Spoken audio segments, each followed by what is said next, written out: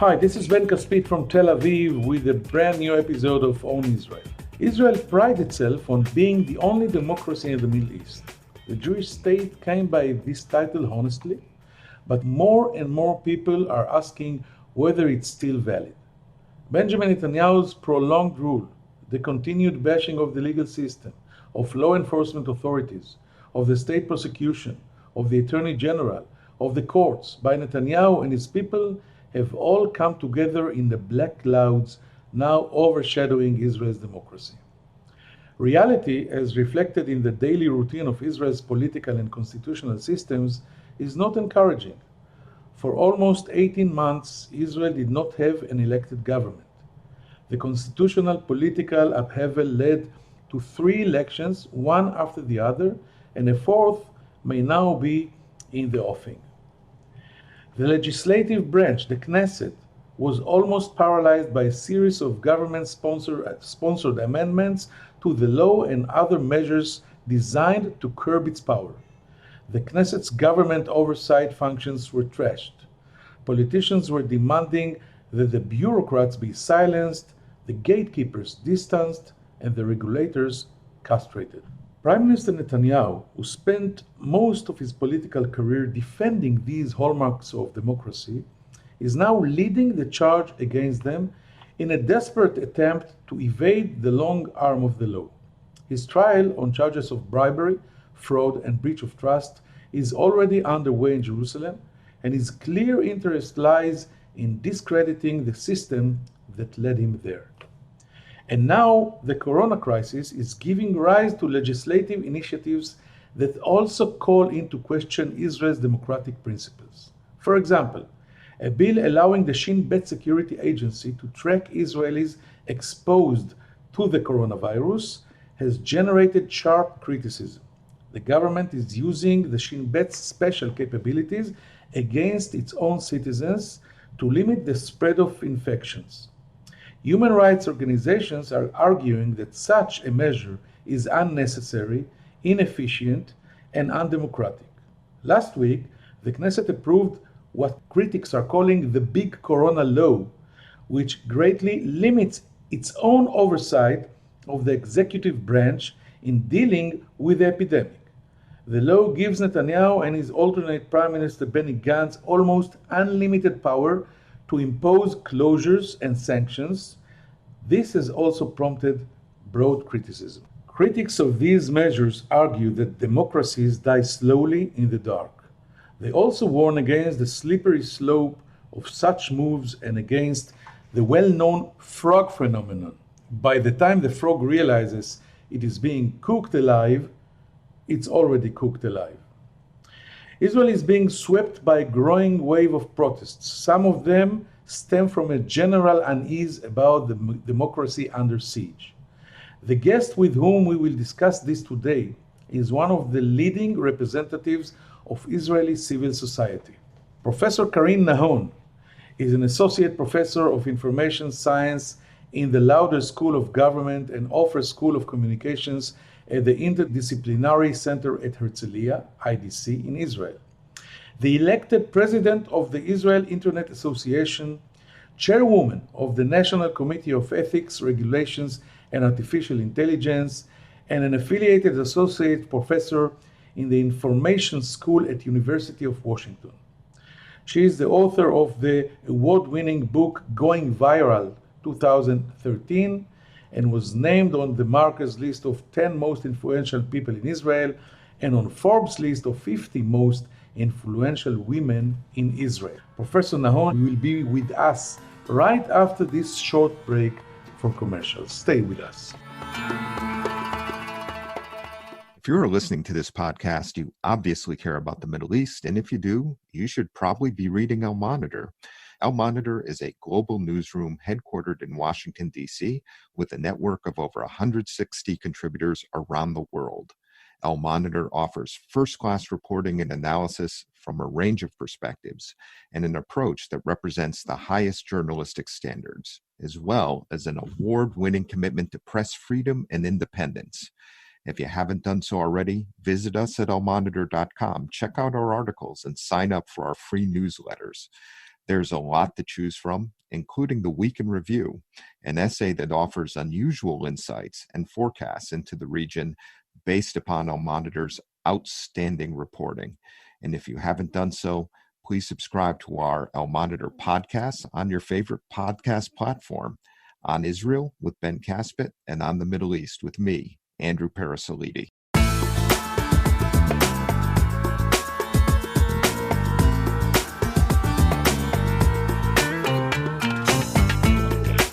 Thank you for staying with us as we welcome Professor Karine Nahon. Thank you for joining Al Monitor's own Israel podcast. Professor Nahon, shalom. Shalom. Let's start with a broad question. Do you think the feeling that many Israelis have that their democracy is under threat is justified? And if so, what indications point to that conclusion? I do think that the Israelis' kind of estimation and feeling that democracy is under threat has something behind it. I wouldn't say that democracy has fallen, like some of my colleagues do say so, but I do think that we are in a very sensitive position and situation regarding our democratic kind of structure. And we're talking about hurting the gatekeepers. I think you will mention that, but hurting the mass media, hurting the general attorney, attacking different types of enforcement authorities, interrogation authorities, judicial enforcement kind of authorities. All of these indications mean that something is going on. And democracy is a very, I would say, fragile structure of government. And it's very easy to see it fall apart very quickly from one point that you see that things are shaking and the checks and balances are not working as usual.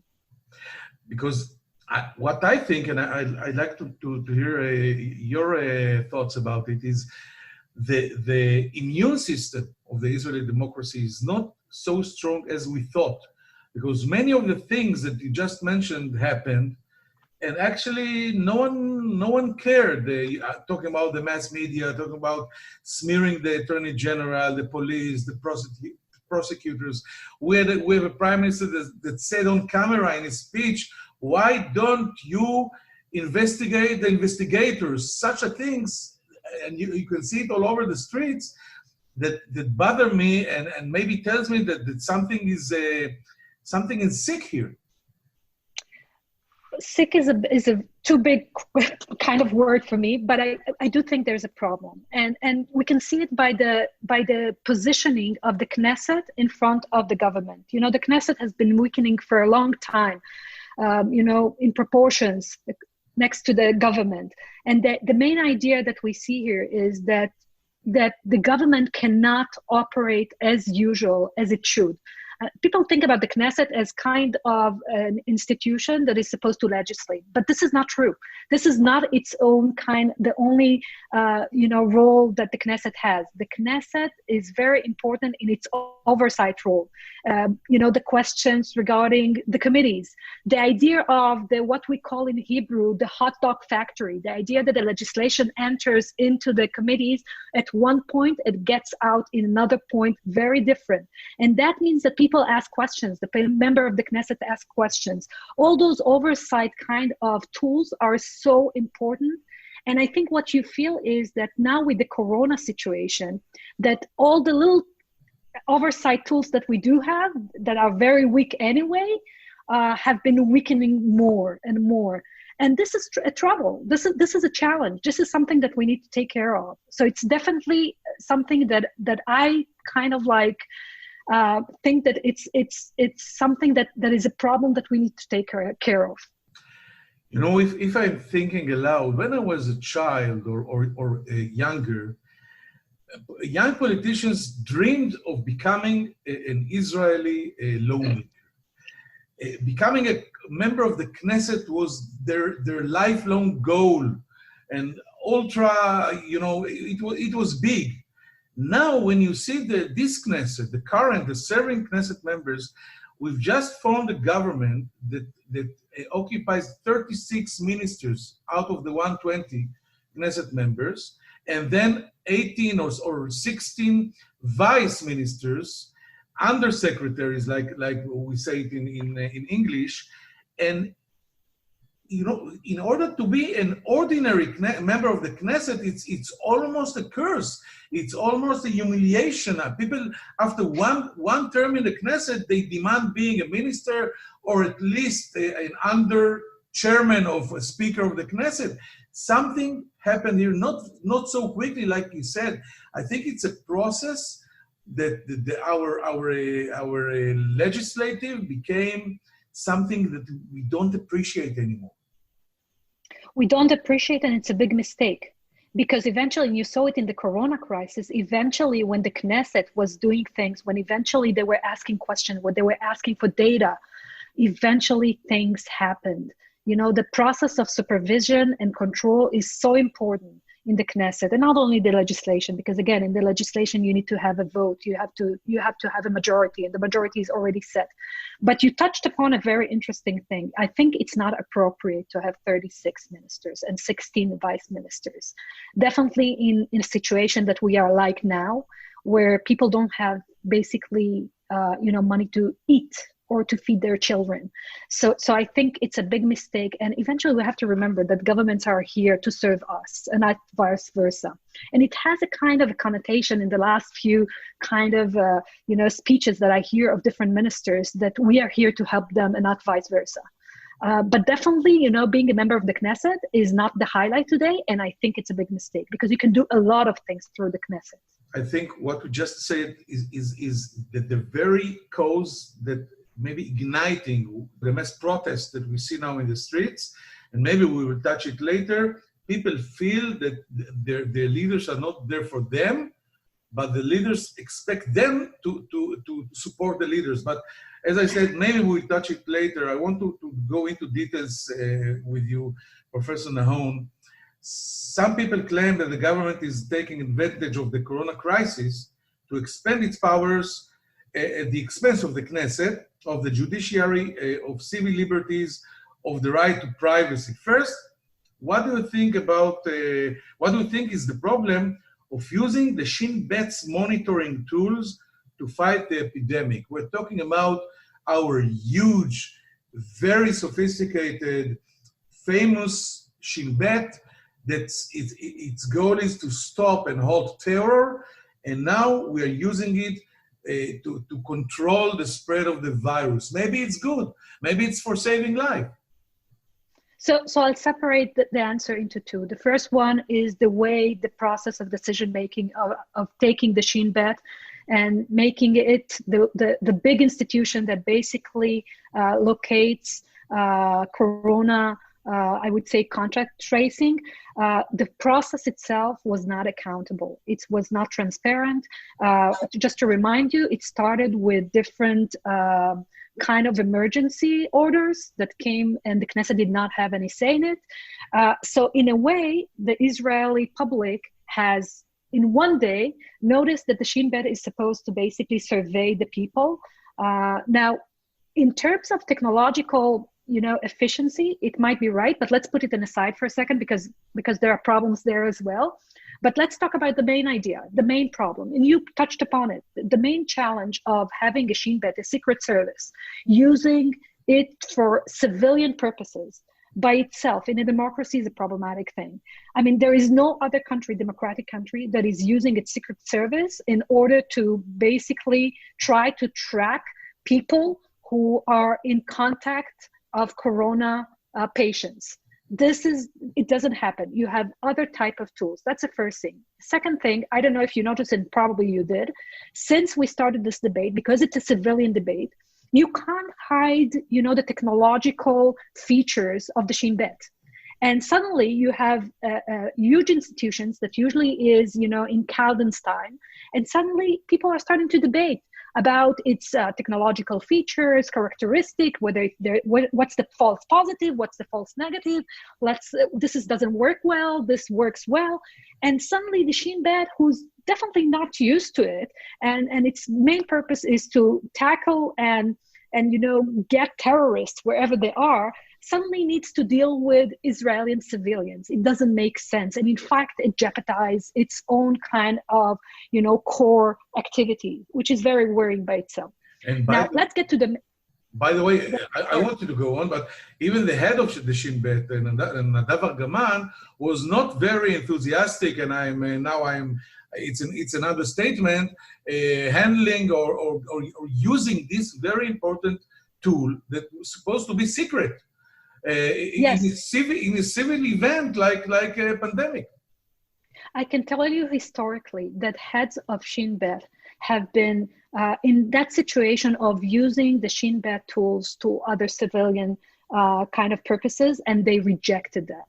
And I know at least of 4 different requests that were done by the government of Israel for the Shin Bet to use it, and they refused it. And I think this is why the Nadav Argaman, the head of the Shin Bet, was very reluctant to do it. But the main thing is that they didn't even try a civilian alternative. So that you can't really say this is a tool that works and you're not trying anything else instead. And the big thing is the false positive. In 2 weeks, we had 150,000 people isolated. This means 150,000 people who don't bring money home. And, you know, in the Corona situation where you have 2 weeks, anyway, we were in closure for so long and we didn't work. A lot of the people in the market did not work. And suddenly you are isolated for 2 weeks.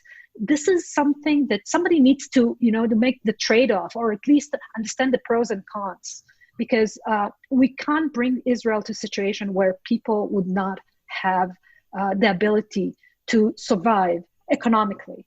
And that's the price. It's a big price. Because you're the expert in this issue, what do you think is the reason that Israel, such a sophisticated state, would just launch another missile to the space with a satellite, could not develop a civilian tool to replace the Shin Bet's abilities or capabilities to have this tracking of coronavirus patients? I think partly is because the Shin Bet tool was there. You see, countries that did not have the Shin Bet or did not think about using their secret service, to track their citizens, had to develop a tool like that. And in our case, we had a very easy tool. It was there. Let's do it. Let's use the Shin Bet and track hundreds of thousands of people. By the way, I know at least of 100 cases that came into my attention of people, and I'm talking about people like psychiatrists, like doctors, who are putting their phone at home and not taking their phone because they don't want to be located and scanned by the Shin Bet. So in a way, we are, people are starting to circumvent even the Shin Bet tool. So what are we doing if we are losing the trust of the people? And don't forget, trust is the main tool to fight the corona.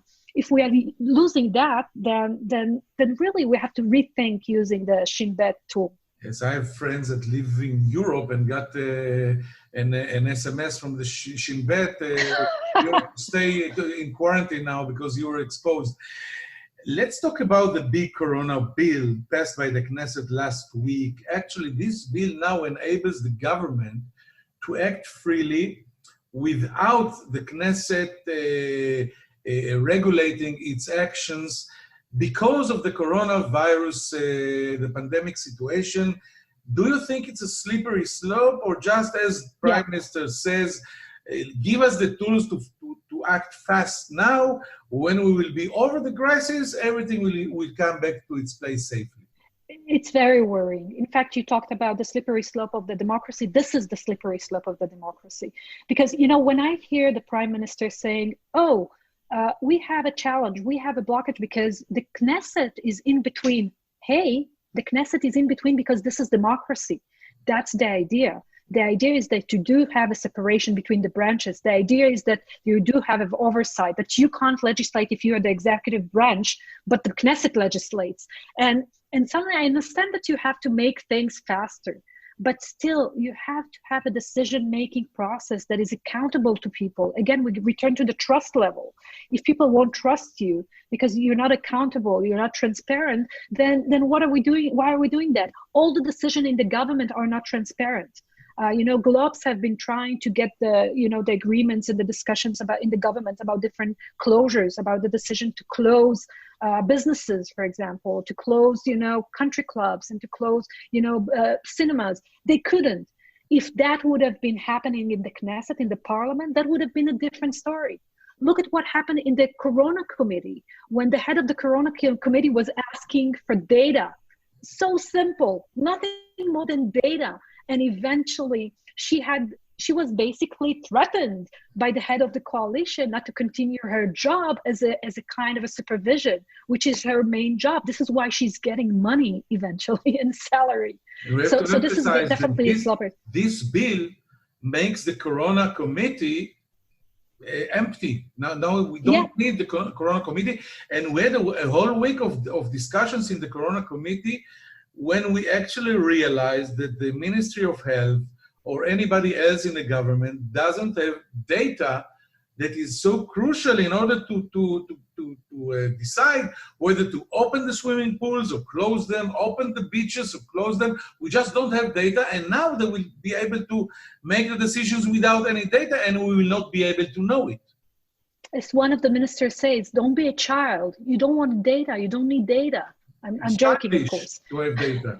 Yes, exactly. And yes, part of the Corona bill has been basically taking the powers of the Corona Committee. And we have to, just to remind you, the Corona Committee was created by the coalition agreement. The idea was that there would be one committee that was focused on specifically on the Corona, and everybody would have the expertise because it's the same people who are dealing with different, very similar kind of, challenges and assignments. And now it's all going to be dispersed in between the different committees.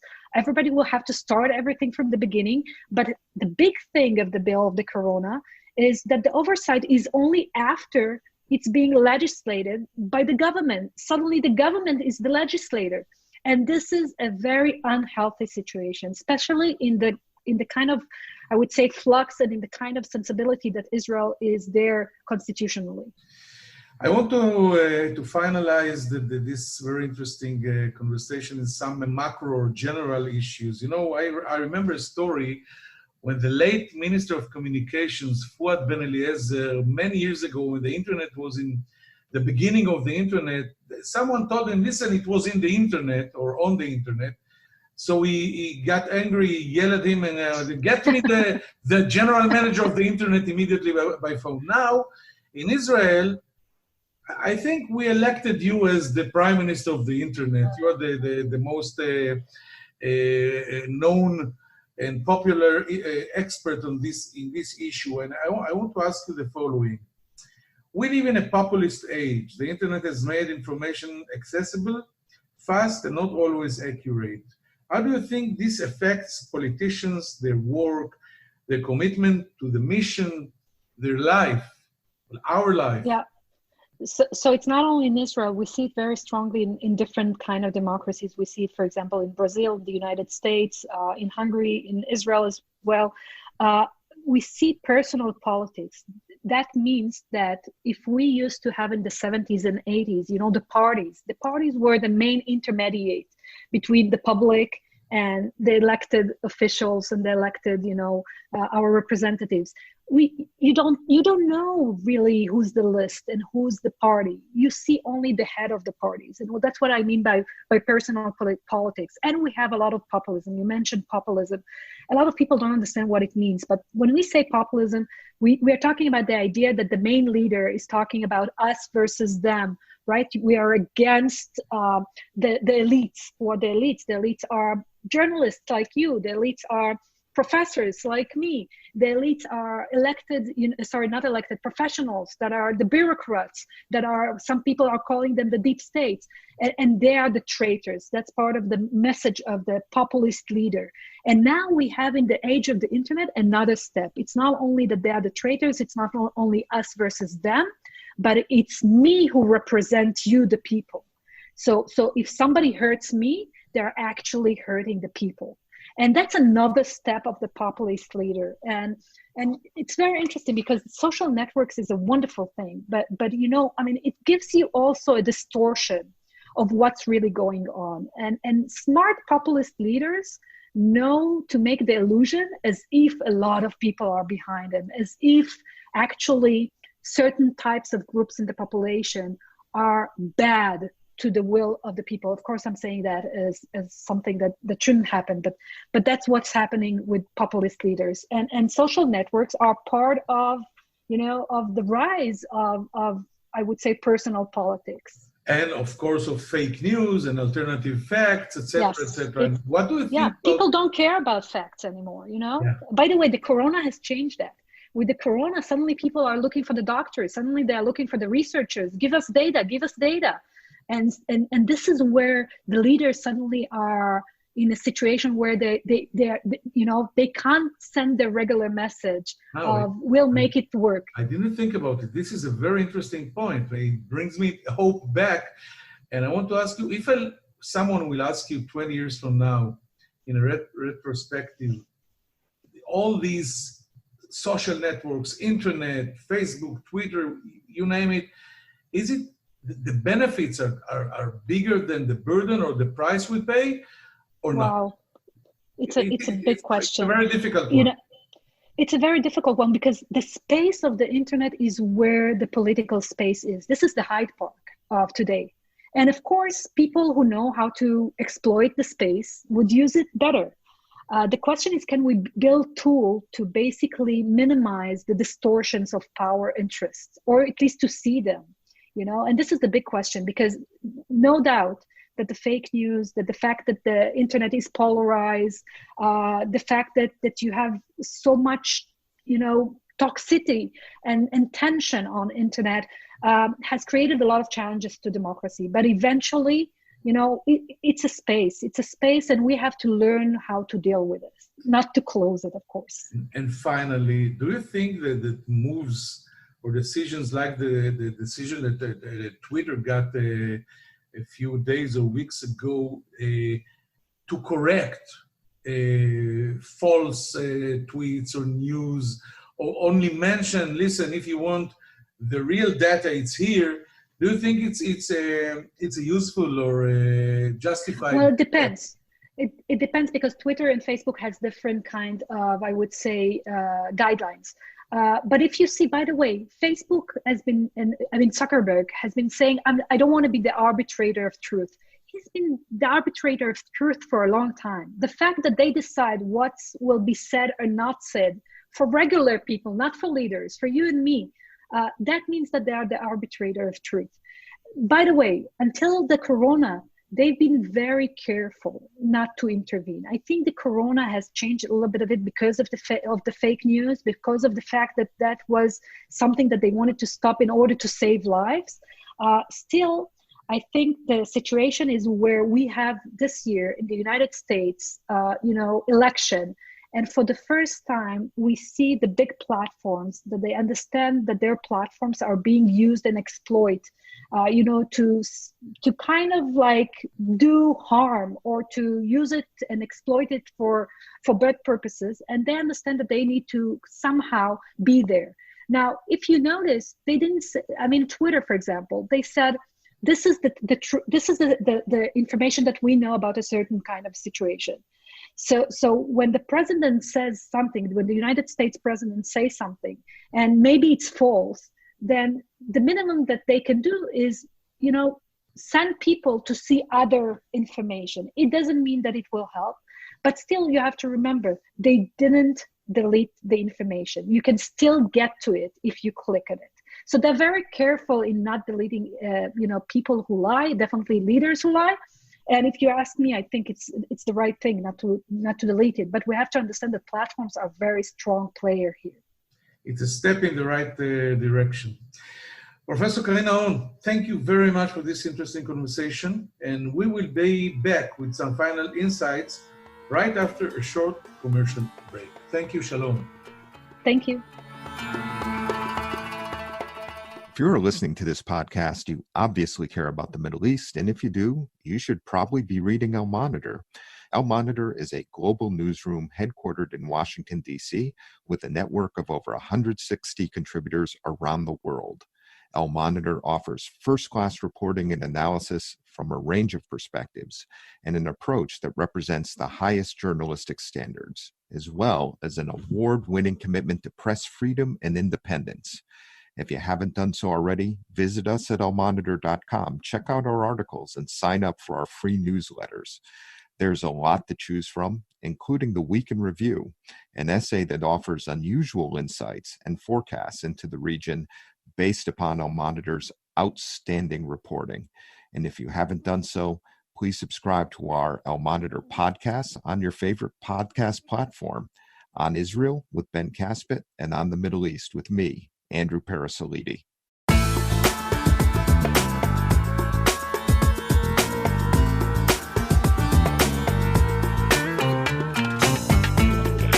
Thank you for staying with us. According to Professor Karine Nahon, the Israeli democracy is not dying yet, but there are too many reasons to worry about its stability and future. The combination of mounting political pressure on the gatekeepers, the use of Shin Bet strategic tools to follow Israeli citizens, and the general feeling of emergency, which is a byproduct of the corona crisis, are pushing the fragile Israeli democracy to the wall. The Big Corona Act that enables the government to make crucial decisions without significant supervision from the Knesset is one more red warning light in a series of such warnings that were seen in Israel lately. It is too early to eulogize Israeli democracy, but I think it's never too late to start worrying about it. Thank you for listening. See you here next Monday in On Israel in Al Monitor. Take care.